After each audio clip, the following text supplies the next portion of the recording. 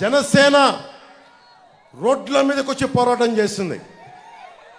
ఈ మంత్రికి చెప్తా ఉన్నాను, నా జన సైనికుల మీద పడిన ఒంటి మీద పడిన దెబ్బ మేము మర్చిపోలేదు, గుర్తుపెట్టుకో.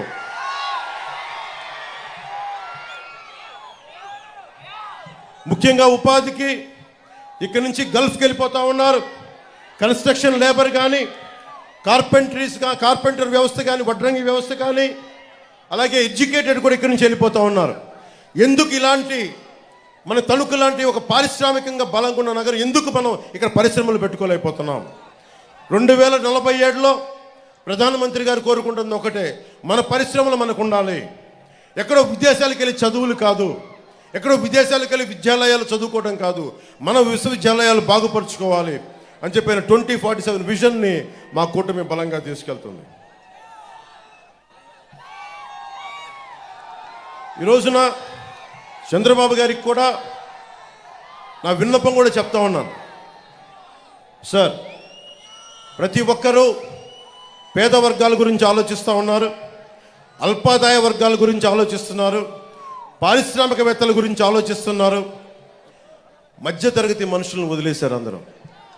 దయచేసి మీ దృష్టికి తీసుకొస్తున్నాం, మన కూటమిలో మధ్యతరగతి మనిషిని అందరం వదిలేసాం. మధ్యతరగతి మనిషిని మా కూటమి గుండెల్లో పెట్టుకుంటుంది. మధ్యతరగతి మనిషికి ఎవరు నిలబడరు. చంద్రబాబు గారి దృష్టిలో ఉంది ఇది.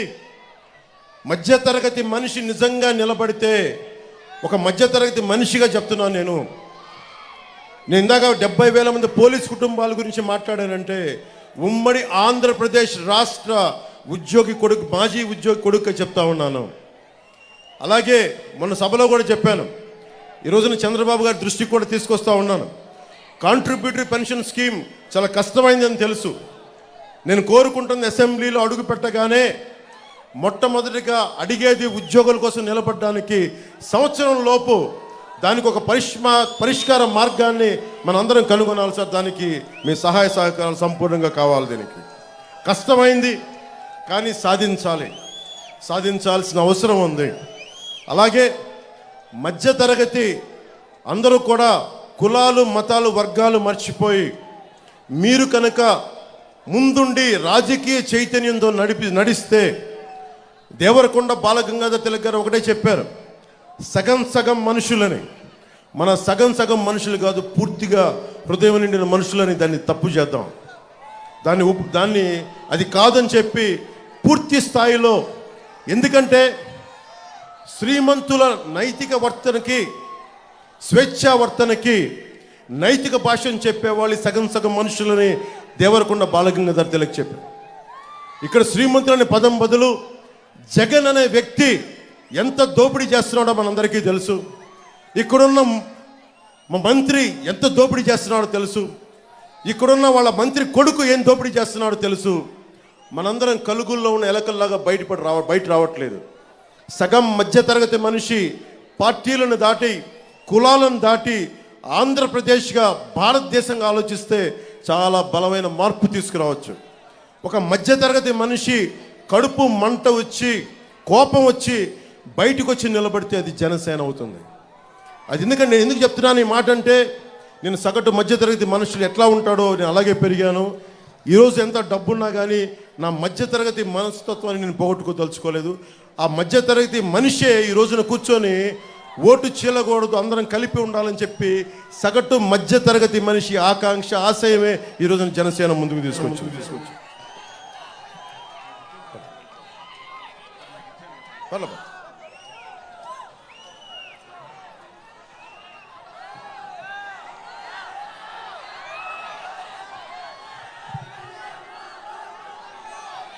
మీ అందరికీ కూడా మంచి రోజులు ఉన్నాయి.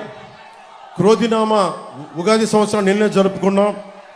మీ అందరికీ నేను ముందుండి చెప్తున్నాను, మనకి దాదాపు 10 పథకాలు, మనది షణ్ముఖ వ్యూహం. చంద్రబాబు గారు చెప్పింది సూపర్ 6. వాటిలో 2 కామన్ పాయింట్స్ ఉండటం వల్ల అవి 10, మనం 4, మన 2 పాయింట్స్ దాంట్లో ఉండటం వల్ల మొత్తం కలిపి 10 పాయింట్ ఫార్ములాగా ఆంధ్రప్రదేశ్కి కావాలి.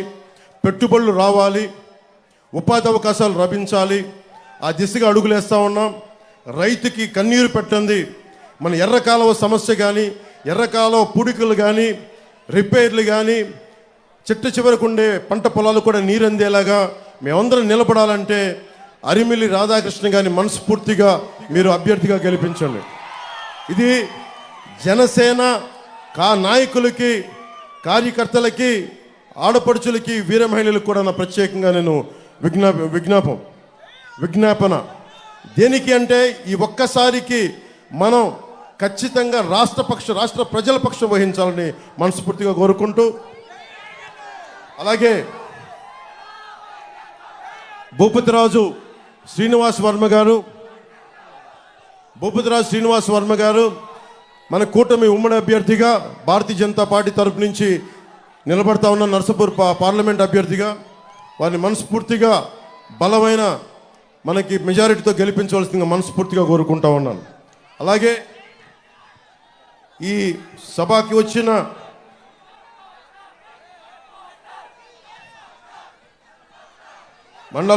మందలపు రవి గారికి, తోట సీతామహాలక్ష్మి గారికి, కనుమూరి మన RRR రఘురామకృష్ణరాజు గారికి,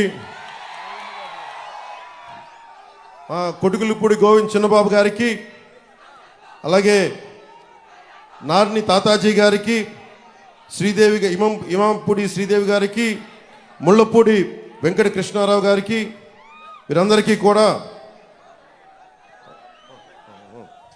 మనస్ఫూర్తిగా వారందరికీ నా హృదయపూర్వక ధన్యవాదాలు తెలియజేసుకుంటూ ఒకే మొక్క మాట చెప్తాం. Hello AP, hello AP, hello AP. వైసీపీని కుమ్మిక్కు మొత్తం చితగ్గొట్టి గోస్తి కలిపేద్దాం. జై జనసేన, జై కూటమి, జై టీడీపీ, జై బీజేపీ, జై జనసేన, జై హింద్.